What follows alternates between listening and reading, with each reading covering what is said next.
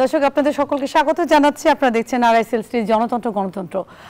জাতীয় নির্বাচনের আগে এখন পর্যন্ত লেভেল প্লেইং ফিল্ড সবার জন্য যে সুযোগটি সেটি নিশ্চিত করা হয়নি। অনেকে অভিযোগ করছেন, আবার অনেকে বলছেন ফেব্রুয়ারিতেই নির্বাচন হবে এবং ইসি থেকে বারবার নির্দেশনা দেওয়া হচ্ছে যে আগামী ফেব্রুয়ারির মাঝামাঝি বরাবরই নির্বাচনের জন্য আমরা চলে যেতে চাই।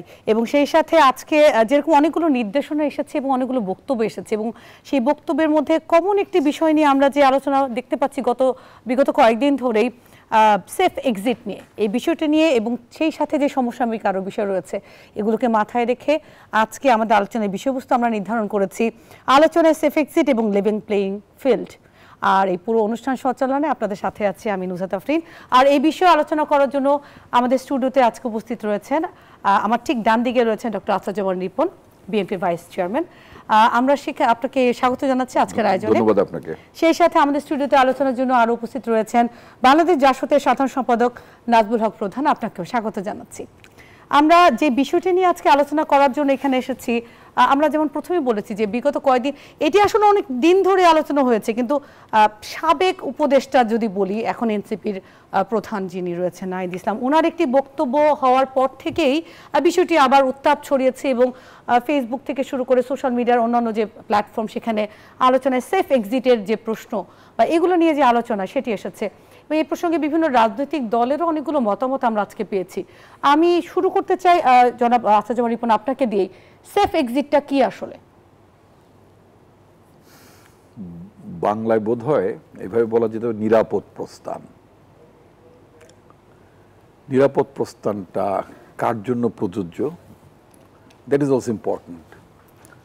এই ব্যাপারে যার কথায় এই সেফ এক্সিটের প্রসঙ্গটা আসলো, আলোচনা হলো, এর মধ্যে আপনি যার কথা বললেন যে সরকার একজন সাবেক উপদেষ্টা, আপনার নতুন ছাত্রদের একটা নতুন দল হয়েছে এনসিপি নামে, সেই দলটির যিনি কনভেনার, তার মুখ থেকে প্রথমে কথাটা আসলো। তো তিনি তো অনেক গুরুতর অভিযোগ করেছেন। তারপরে পরবর্তী তার দলের আরেকজন নেতা তিনি বলেছেন যে মৃত্যু ছাড়া কারো কোনো সেফ এক্সিট নাই। কথাবার্তাগুলো তো ন্যাচারালি এবং উপদেষ্টাদের বেলায় যারা উপদেষ্টা পরিষদে আছেন তাদেরকে উদ্দেশ্য করি। যদি এরপরে আমরা দেখলাম যে গোটা তিনেক উপদেষ্টা এই ব্যাপারে মুখ খুলেছেন। যোগাযোগ উপদেষ্টা বলেছেন 72 বছর বয়সে আর কি বলে সেফ এক্সিট নিয়ে ভাবেন না বা এরকম একটা কিছু, তিনি বিষয়টাকে বয়সের সাথে মিলিয়েছেন। আর পরিবেশ উপদেষ্টা তিনি এটাকে তিনি বলেছেন সেফ এক্সিটের কোনো কোনো ব্যাপার নেই, কেন এই প্রসঙ্গটা আসবে ইত্যাদি। এবং তিনি নাহিদকে বলেছেন নাহিদ এই বিষয়ে ক্লিয়ার করতে পারবে। আসিফ নজরুল তিনি বলেছেন যে তাদের জন্য সেফ এক্সিটের কোনো বিষয় নাই, এরকম অর্থাৎ সবকিছু মিলে একটা উপদেষ্টা পরিষদের অনেক সদস্য, বিশেষ করে যারা ছাত্রদের মাধ্যমে যারা মনোনীত হয়েছেন বলে অনেকে মনে করেন, এবং এটা হতেই পারে, তাদের রেকমেন্ডেশন থাকতেই পারে, তো তাদের মধ্যে এই নিয়ে একটা কথাবার্তা আছে। তো এইটাকে আমি খুব গুরুত্ব দিই না, গুরুত্ব দিই অন্য জায়গাটায়। সেটা হচ্ছে তাদের বিরুদ্ধে শুধুমাত্র সেফ এক্সিটের প্রশ্নই নাই, সেখানে কারোর আখের গোছানোর কথাবার্তা বলা আছে। সেই ক্ষেত্রে অবশ্য যে তিনজন উপদেষ্টা মুখ খুলেছেন তারা কেউ তাদের আখের তো পরের কথা, ইহকাল নিয়ে কোনো কথাবার্তা এটি কেন? আমি যদি প্রশ্নটা এভাবে করি যে যেমন নাহিদ যখন বলেছেন যে এনসিপির আহ্বায়ক উনি এবং উনি সাবেক তথ্য উপদেষ্টা, তো সেই হিসেবে উনি যখন উপদেষ্টা ছিলেন, এখন উনি আবার রাজনৈতিক দলে নিয়োজিত হয়েছেন, উপদেষ্টাদের অনেকেই উনি বলেছেন যে রাজনৈতিক দলের সঙ্গে লিয়াজও করে ফেলেছেন, এই শব্দটিও উনি বলেছেন তার বক্তব্যে এবং যেটি ভাইরালও হয়েছে।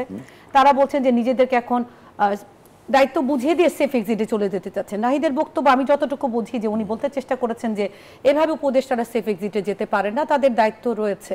তাহলে ফেব্রুয়ারিতে নির্বাচন দিয়ে অন্তর্বর্তী সরকার দায়িত্ব হস্তান্তর করে দিয়ে চলে যাবেন, এটাই তো হওয়ার কথা, এটাই নিয়মতান্ত্রিক ব্যাপার নয়? এটাই তো হওয়ার কথা। তবে তিনি উপদেষ্টাদের আরো কিভাবে রাখতে চান অথবা রাখলে সমস্যাটা কি, এটা তো ডিফাইন করা আছে যে ফেব্রুয়ারির মধ্যে নির্বাচন হবে।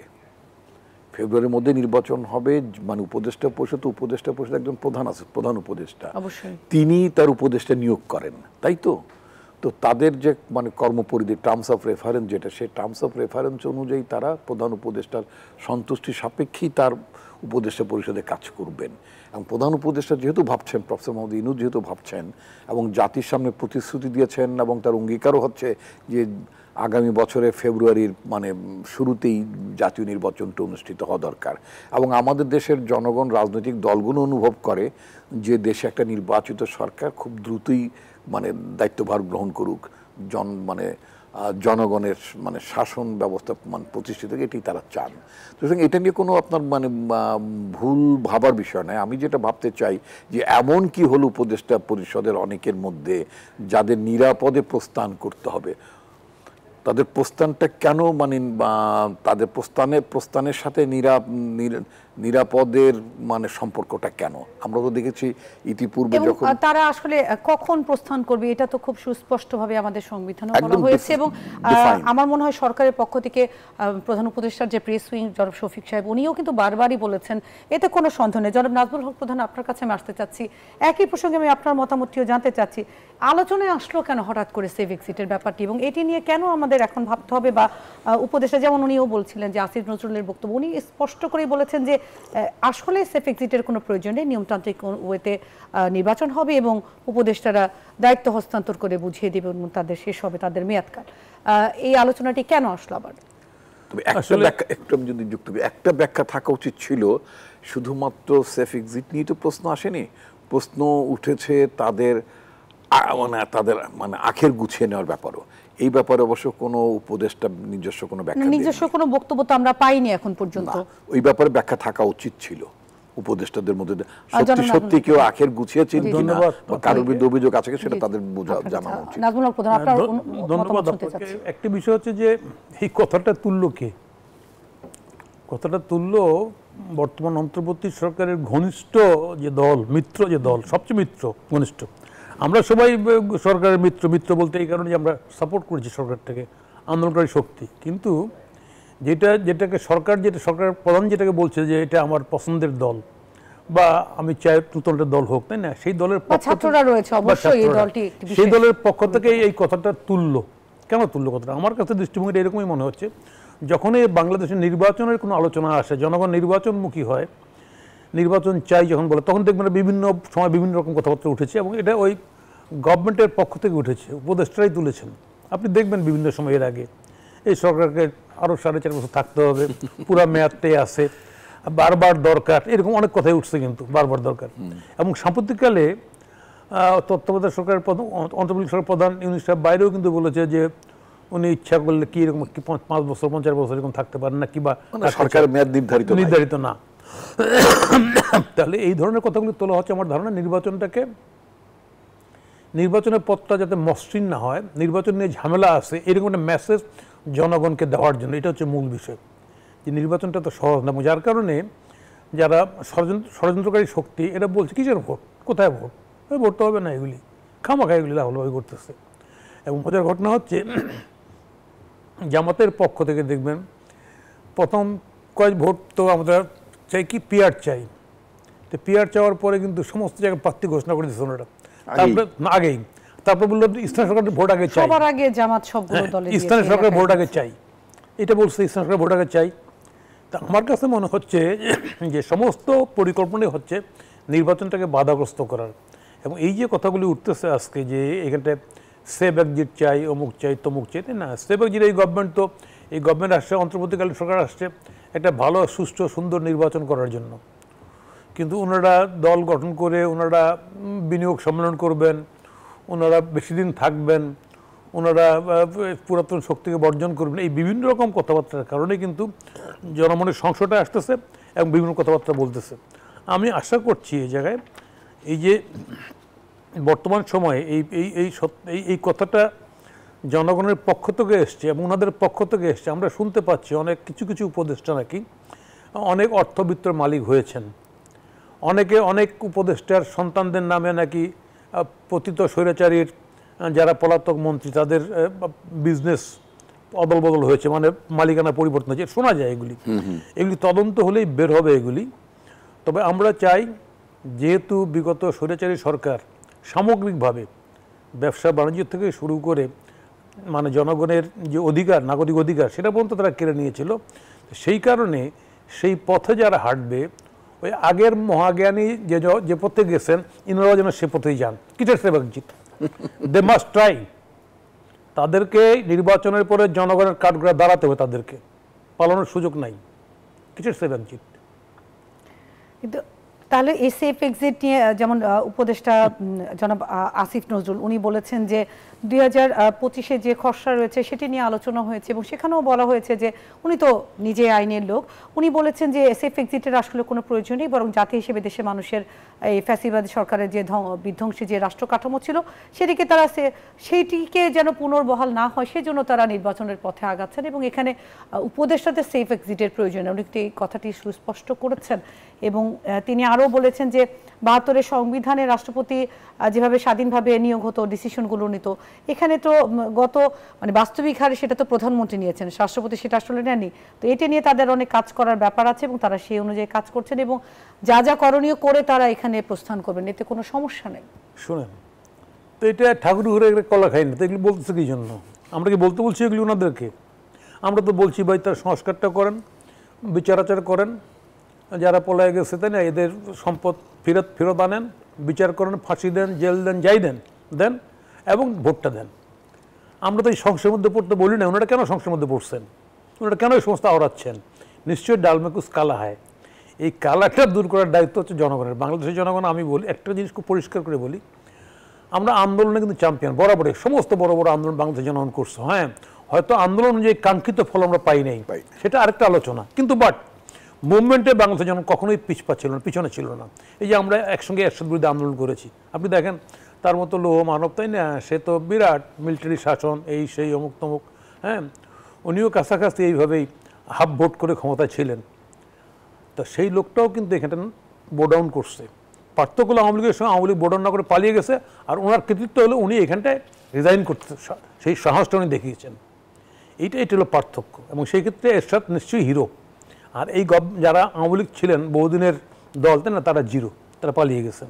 তারা সাহস করে নাই জনগণের দাবির কাছে মাথা নত করে পদত্যাগ করার, এই সাহসটা করে নাই। তো সেই কারণে আমি বলতে যাচ্ছি, আজকের এই বর্তমান অন্তর্বর্তী সরকারের এত কিছু ভাববার প্রয়োজন নেই। নিশ্চয়ই বাংলাদেশে এত ত্যাগ, এত রক্তের বিনিময়ে এই যে আজকে আমাদের এই যে পরিবেশ, সেই পরিবেশে আমরা অবশ্যই চাই একটা ভালো নির্বাচন। এবং আইন দিয়ে তো রাজনীতি নির্ধারণ, আইন দরকার রাষ্ট্র পরিচালনার জন্য, কিন্তু আইন দিয়ে রাজনীতিকে কন্ট্রোল করা যায় না। ফলে অকাম করার পরে যদি কেউ মনে করেন যে না, আমরা ওই 72-এর সংবিধান এটা ছিল, এটা এই জায়গায় আসতে না, এটা এই জায়গায় করে ফেলবো, আইন দিয়ে আমরা নিষ্কৃতি পেয়ে যাবো, এটা হবে না, এটা হয় না কখনো। আমি সেক্ষেত্রে বলবো যে রাজনীতির বর্তমান যে আকাঙ্ক্ষা জনগণের আসছে, সেই আকাঙ্ক্ষাটাকে আপনারা বাস্তবায়নের পথে সহায়ক ভূমিকা পালন করেন, এটাই হচ্ছে বাস্তবতা। জনাব আসাদুজ্জামান রিপন, আপনার কাছে আমি আসতে চাচ্ছি, শুধুমাত্র যে বিএনপি বা সালাউদ্দিন সাহেব উনি বলেছেন ব্যাপারটা কিন্তু তা নয়, সব মোটামুটি অনেকগুলো, জামাতে ইসলামের পক্ষ থেকে বলেছেন এবং এনসিপির যে একটি সমাবেশ হয়েছে রংপুরে, যে আখতার হোসেন সে বলেছেন এবং বিভিন্ন জন আজকে এই সেফ এক্সিট নিয়ে মন্তব্য দিয়েছেন। আমরা 4টি গুরুত্বপূর্ণ মন্তব্য পেয়েছি সেফ এক্সিট নিয়ে, এবং এই যে সেফ এক্সিট নিয়ে আলোচনা, এটি আমাদেরকে আসলে নির্বাচনের পথে কি দিচ্ছে, অন্তরায় মনে হচ্ছে কি?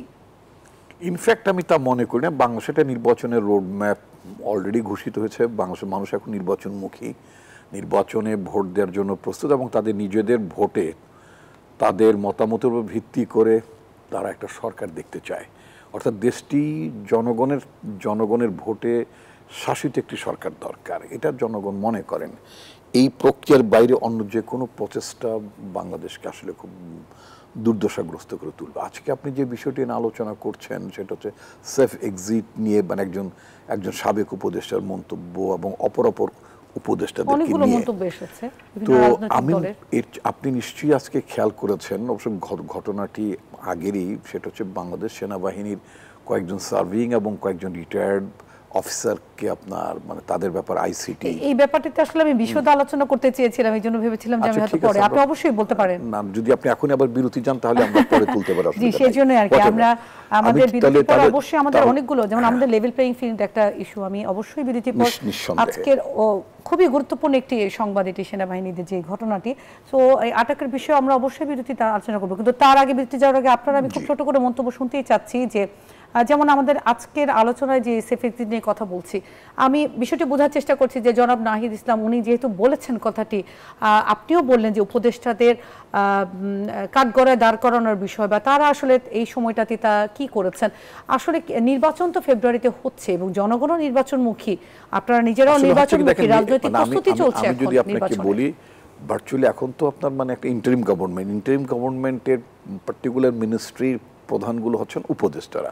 এই উপদেষ্টাদের নিয়ে যদি কোনো আলোচনা থাকে, আলোচনা বলতে আমি এটা বোঝাতে চাই, যেমন ধরুন তাদের আখের গোছানোর শব্দটির সাথেই হচ্ছে এ কাইন্ড অফ মানে কারাপশনের একটা স্মেল, সোজা কথা, তাই না? তো যদি বলে যে কারণ একজন উপদেষ্টার তো আখের গোছানোর দায়িত্ব ছিল না, জনগণকে ডেমোক্রেটিক ট্রানজিশনটাকে মানে স্ট্রেনদেন করা, ফ্যাসিলিটেট করাটাই ছিল উপদেষ্টা পরিষদ উপদেষ্টাদের কাজ। বাট ইনস্টিটিউট অফ দ্যাট, ওটার পরিবর্তে যখন আপনি তাদের ব্যাপারে তাদেরই কোনো ফর্মার কলিগ যখন প্রশ্ন তোলেন, অভিযোগ তোলেন যে মানে আখের গোছানোর ব্যাপারটা যদি আসে, তাহলে স্ট্রেইট মানে আমি এটা খুব ঘুরপ্যাচ করে কোনো কথা বলার দরকার নেই, এর সাথে সরাসরি আপনার এক ধরনের দুর্নীতির সংশ্লেষ বা দুর্নীতির গন্ধ পাওয়া যায়। সেটার জন্য আমি মনে করি যে উপদেষ্টা পরিষদের পার্টিকুলার সাচ তিনজন তো মুখ খুলেছেন, যোগাযোগ উপদেষ্টা মুখ খুলেছেন, আইন উপদেষ্টা মুখ খুলেছেন, মানে তাদের মুখ খুলেছেন বলতে আমি তাদের প্রতিক্রিয়া ব্যক্ত করেছেন। এটা ঠিক না। যেমন যদি আপনি ধরেন আমরা যোগাযোগ উপদেষ্টার কিছু মানে কর্মকাণ্ড আমাদের অ্যাপ্রিসিয়েট করার মতো, যেমন নাম ফলকে নিজের নাম লিখতে চাননি, এরকম আরও অনেক কিছু আছে। তারপর অথবা যানজট দেখে তিনি মোটরসাইকেলের পেছনে মানে নিজে হেলমেট লাগিয়ে পেছনে চড়েছেন, ওটা আরও, এবং এটা মানুষের দৃষ্টি আকর্ষণ করেছে। ওটার সাথে আরও ভালো হতো যিনি চালক হিসেবে মানে মোটরসাইকেলে চালাচ্ছিলেন তার মাথায় যদি একটা হেলমেট থাকতো ওটা আরও ভালো হতো। অথবা ওটার জন্য যদি আমাদের পুলিশ যদি মানে উপদেষ্টাকে বহনকারী ওই চালককে যদি অন্ততপক্ষে 200-400 টাকা, আমি জানি না এক্স্যাক্টলি কত টাকা জরিমানা হয়, জিজ্ঞাসাবাদের আওতায় নিয়ে আসতেন। কেন জিজ্ঞাসাবাদের আওতায় শুধু আসবে? বিলেতে আমেরিকায় তো এরকম মানে বড় পদমর্যাদা সম্পন্ন লোকও যদি আইন ভায়োলেট করেন তাহলে তারও তো মানে আপনার জরিমানার সম্মুখীন হন। এখানে যেটা জরিমানার সম্মুখীন দেখা গেল যে আমাদের সার্জেন্ট মানে অর্থাৎ যারা এটা অথরাইজড, যদি করতেন তাহলে উপদেষ্টা আরো বেশি মানে কি বলে মানে প্রশংসা পেতে পারতেন। আচ্ছা, তো তারপরে আপনার রেজওয়ানা যে কথাটি বলেছেন তার আরো এক্সপ্লেইন করা উচিত। শুধুমাত্র রেজওয়ানা নিজেও মানে আইনের মানুষ, তিনি পরিবেশ নিয়ে মানে আইন আদালত করেছেন। তো সুতরাং নাহিদ কি বলতে চেয়েছেন এটা তার না বোঝার কোনো কারণ নাই। আমি আপনি যদি প্র্যাকটিসিং মানুষ না হওয়া সত্ত্বেও যদি আমরা যদি বুঝি, ওনাদের না বোঝার কোনো কারণ নাই। সেক্ষেত্রে ধোঁয়াশা না রেখে ওনাদের স্ট্রেইট বলা উচিত ছিল যে আমরা কেউ আখের গুছাইনি, যদি আমাদের কেউ বলতে পারে, যদি না গুছিয়ে থাকেন, প্রোভাইডেড যদি না গুছিয়ে থাকেন তাহলে বলতে পারতেন যে এটা যিনি বলেছেন তাকে আমরা চ্যালেঞ্জ ছুড়ে দিচ্ছি যে আমরা কোথায় কি করেছি দেখা। আলোচনা এখনো চলছে, এটা ট্রান্সপারেন্ট, সেজন্য আলোচনাটা হচ্ছে যে উপদেষ্টাদের কাছ থেকে নিশ্চয়ই বক্তব্য দরকার, বিষয়টা ট্রান্সপারেন্ট থাকা উচিত। প্রতিটি উপদেষ্টার এই ব্যাপারে ট্রান্সপারেন্ট থাকা উচিত আমি মনে করব। আমি বলতে চাই আজকে আপনার আলোচনার পরিপ্রেক্ষিতে সেটা হচ্ছে যে অ্যাটলিস্ট, কারণ যেহেতু এরা নির্বাচনের দায়িত্বে থাকবেন আগামীতে, যেহেতু তারা নির্বাচনের দায়িত্বে থাকেন, নির্বাচন মানে নির্বাচন কমিশনই দায়িত্ব পালন করবেন নির্বাচন কন্ডাক্ট করার জন্য, বাট সরকারে তো এরা থাকবেন। তো এক ধরনের স্বচ্ছতা এবং জবাবদিহিতার স্বার্থেই, যেহেতু তাদের একজন ফর্মার কলিগ, যেটা ওনার ভাষায় যেটা বললেন তাদের মানে স্বজন ঘনিষ্ঠ বন্ধু, তাই না, কাছের জন যারা, তো তার তরফ থেকে যে অভিযোগটা এসেছে তাদের তরফ থেকে আমার মনে হয় এক ধরনের আপনার সম্পদের বিবরণ দেওয়া উচিত, সম্পদ অর্থের বিবরণ দেওয়া উচিত, এবং তাদের কারুর ব্যাপারে যে আপনার মানে বিজনেস টেক ওভার করা, পলাতক সরকারের লোকজনের ঘনিষ্ঠ সম্পর্ক ছিল, তাদের কারো তাদের স্বজনরা, উপদেষ্টাদের কোনো স্বজন মানে পলাতক লীগের কোনো সদস্যের বিজনেস বা মানে তাদের বা কোনো ফান্ডিং বা কোনো অর্থযোগ কিছু হয়েছে কিনা? স্বার্থ সংশ্লিষ্ট বিষয়গুলো টেক ওভার করেছেন বা দেখছেন, পরিচালনা করছেন, মানে দেখভাল করছেন, এ ধরনের অভিযোগ তো আছেই। তো সুতরাং এই ব্যাপারে আমার মনে হয় খুব মানে একটা সুস্পষ্ট ব্যাখ্যা তাদের তরফ থেকে থাকা উচিত। আর তারা সুস্পষ্ট ব্যাখ্যা যদি না দেন, তাহলে প্রফেসর মোহাম্মদ ইউনূসের উচিত হবে নির্বাচনের আগে এই সমস্ত মানে যাদের স্বচ্ছতার সংকট আছে তাদেরকে তো অবশ্যই জবাবদিহিতার আওতায় আনতে হবে, but at the same time তাদেরকে আগামী নির্বাচন আগেই উপদেষ্টা পরিষদ থেকে সরিয়ে দেওয়া ঠিক হবে।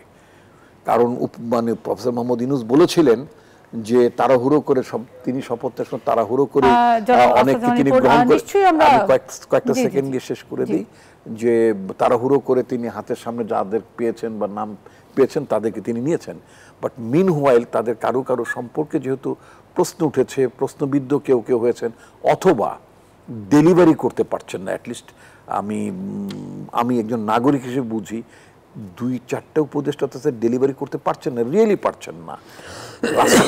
রাষ্ট্রের এরকম গুরুত্বপূর্ণ জায়গায় তাদের নিয়ে আলোচনার সুযোগ তো রয়েছে সরকারের পক্ষ থেকে। আমরা নিশ্চয়ই বিরতির পরে সেই আলোচনাটি আরো প্রলং করতে পারি। দর্শক, আরআইসিএল স্টিল গণতন্ত্র অনুষ্ঠান দেখছেন আপনারা। একটা বিরতির সময় হয়েছে, বিরতির পর এসে লেভেল প্লেইং ফিল্ড এবং এই সংক্রান্ত আরো আলোচনা আগাবো।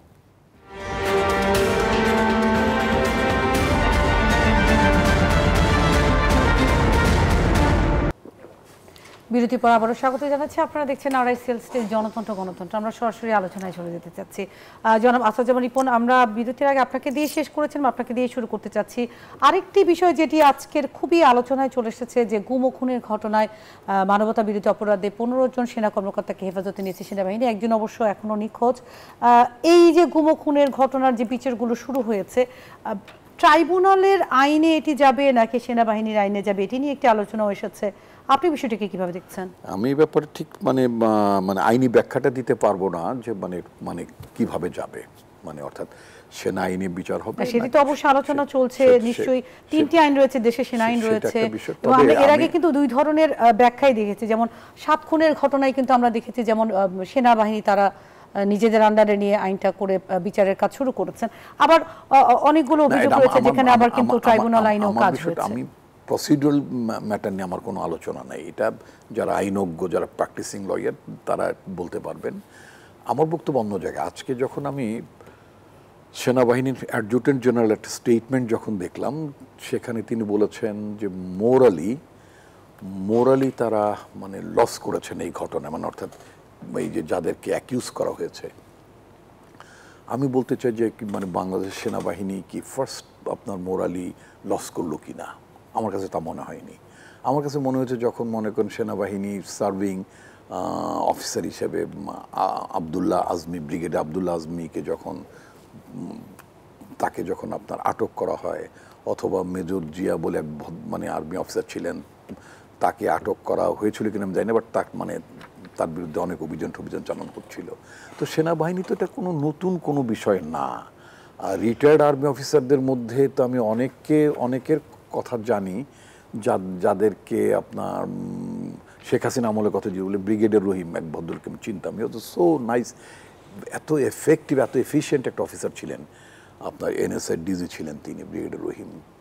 তাকে তো মানে উনি তো বন্দি দশা অবস্থায় মারাই গেলেন শেখ হাসিনা আমলে।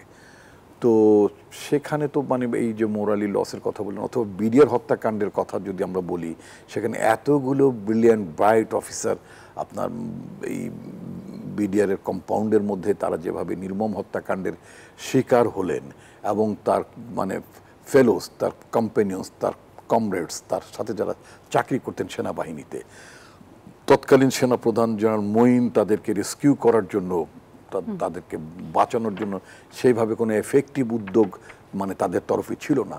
ফলে যেটা যদি আমি মোরাল লসের কথা যদি বলে থাকি, আমার মনে হয় বাংলাদেশ সেনাবাহিনী বহুবার এরকম ধরনের মোরাল লসের ঘটনায় পড়েছে।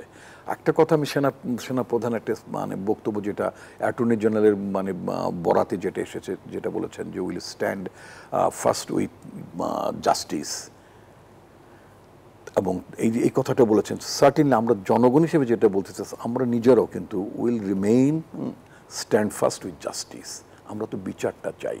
এটা তো সত্য না, এটা তো ঠিক না যে আমাদের কোনো বাহিনীতে কোনো সদস্য খুনি হিসেবে মানে গড়ে উঠবে। এটা তো ঠিক না যে কোনো পলিটিক্যাল সোকল্ড পলিটিক্যাল গভর্নমেন্ট, কারণ কোনো পলিটিক্যাল গভর্নমেন্টের কাজ নয় কোনো বাহিনীর অফিসারকে খুন গুমের কাজে তাদেরকে এনগেজ করবে। এটা কোনো পলিটিক্যাল গভর্নমেন্টের নেচার হওয়ার কথা না। তো সুতরাং আওয়ামী লীগের আমলে এই ঘটনা তো তারা ঘটিয়েছে, এবং আলটিমেটলি আমাদের বাহিনীর বিভিন্ন, সেটা পুলিশ বলেন, সেটা আর্মি বলেন, নানা জায়গাতেই তাদের এইভাবে মানে তাদেরকে ব্যবহার করা হয়েছে, তাদেরকে খুনি বানানো হয়েছে। তো সেখান থেকে তো বেরিয়ে আসতে হবে। আপনি যদি পলিটিক্যাল পার্টি, আজকে শেখ হাসিনা পালিয়ে গেল, তার মন্ত্রী পরিষদের লোকরা পালিয়ে গেল, দুর্নীতি এবং অনেক অপকর্মের জন্য তারা বিচারের সম্মুখীন হচ্ছেন।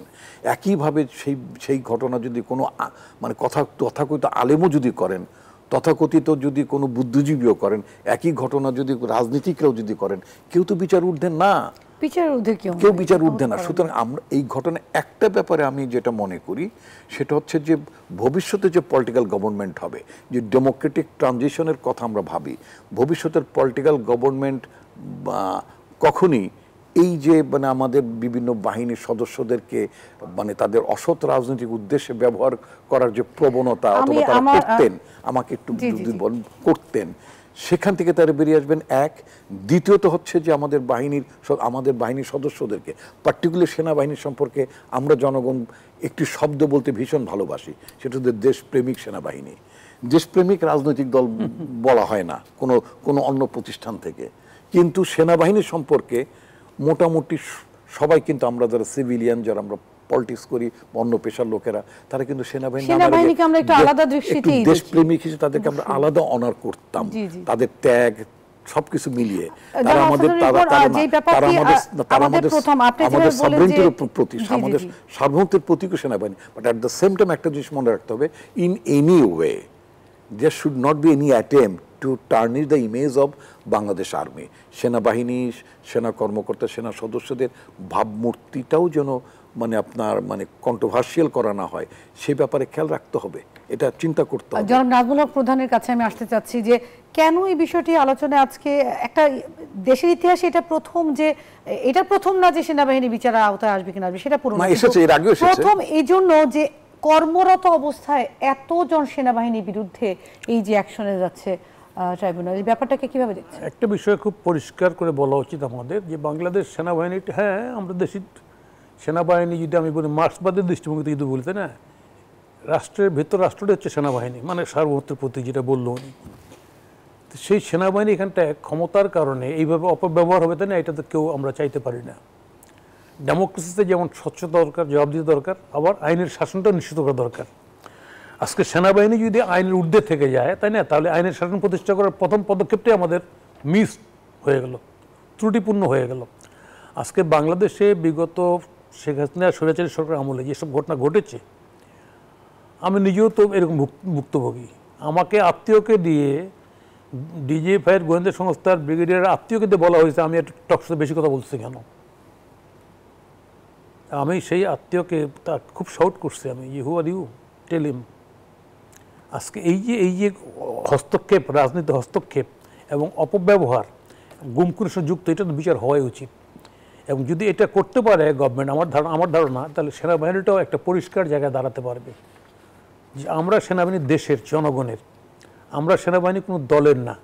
রাষ্ট্র ক্ষমতায় আজকে আসবে, কালকে চলে যাবে, ভোটের মাধ্যমে যাক, আন্দোলনের মাধ্যমে বারবার জায়গাটা চাই না আমরা, যে বারবার যেহেতু যেই ক্ষমতা আসে সেই ক্ষমতাটাকে আঁকড়ায় থাকতে চাই, এই কারণে আন্দোলনের মধ্য দিয়ে বিদায় হতে হয়। এটা দুর্ভাগ্য। আমার প্রতিবেশী দেশ ভারতে কিন্তু দেখেন এত সমস্যা আছে, হাজারো সমস্যা, কিন্তু ওটা নির্বাচনের মধ্য দিয়ে সরকার পরিবর্তন হচ্ছে।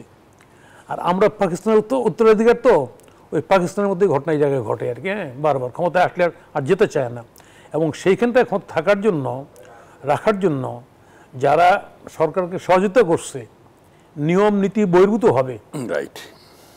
এই যে 18 সালের ভোট, 24 সালের ভোট, গোটা ভোটে রাতে হয়ে গেল। 14 সাল ধরেন যে একটা গ্রুপ পার্টিসিপেট করে নাই, হ্যাঁ সেখানটাই, কিন্তু আমি দুটা বলছি এই কারণে যে 18 সালে আপনারা অংশগ্রহণ করার পরেও কিন্তু রাতে ভোটটা হয়ে গেল, আর 24 তো নিজে করলো। এবং সেই যে সহযোগিতা করলো, আর 14 সালে ওনারা আসেন নাই ভোটে, তাই না, সেটা আরেকটা বিবেচনা। গভর্নমেন্টের সেই ক্ষেত্রে তো বিরাট ত্রুটি আছে যে 153টা আনইলেক্টেড মানে এমনিতেই হয়ে গেছে। তাহলে এই যে ঘটনাগুলি ঘটলো বাংলাদেশে, সেখানটায় আমাদের সেনাবাহিনী তো খারাপ নজির স্থাপন করছে। অবশ্যই তাহলে বিচারের তাহলে আওতায় তো এখন তাহলে চলে এসেছে, বিচার তাহলে কি হয় না তাহলে কিভাবে হয় তাহলে এটি আজকে নিশ্চয়ই ক্ষেত্রে এখন আমাদের একটু দেখার বিষয়। আমাদের সেনাবাহিনীর নৈতিক অবস্থান দুর্বল হওয়ার কারণ নেই, বরঞ্চ আমি মনে করি যদি বিচারটা সঠিক সুষ্ঠুভাবে সম্পূর্ণ হয় তাহলে সেনাবাহিনীর নৈতিক স্ট্যান্ডার্ড মোরাল এটা আরো বেড়ে যাবে, যে ইয়েস আমরা দেশের জনগণের জন্য, দেশে ভালো শাসনের জন্য, সুশাসনের জন্য আমাদের যে খারাপ ভাইসেস যেগুলি আসছে না এগুলিকে আমরা শরীর থেকে ঝেড়ে ফেলতে পেরেছি। এটা হওয়া উচিত। আমাদের আরেকটা বিরতির সময় হয়ে গেছে জনাব নাজমুল প্রধান, নিশ্চয়ই বিরতির পর আমরা আরো কথা বলবো। দর্শক আপনারা দেখছেন আরআইসিএল স্টিল জনতন্ত্র গণতন্ত্র, আরো একটা বিরতির সময় হয়েছে, বিরতির পর এসে আবার আলোচনা চালাচ্ছি।